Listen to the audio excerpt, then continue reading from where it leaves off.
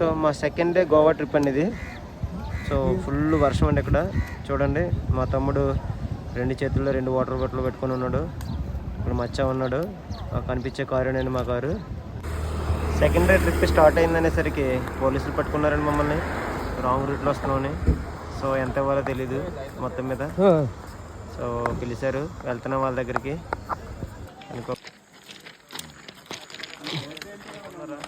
Track అంటే వెళ్ళాలండి మనం, చాలా దూరం వెళ్ళాలి. దగ్గర 10 కిలోమీటర్లు ఉంటుంది, నడుచుకుంటూనే వెళ్ళాలి.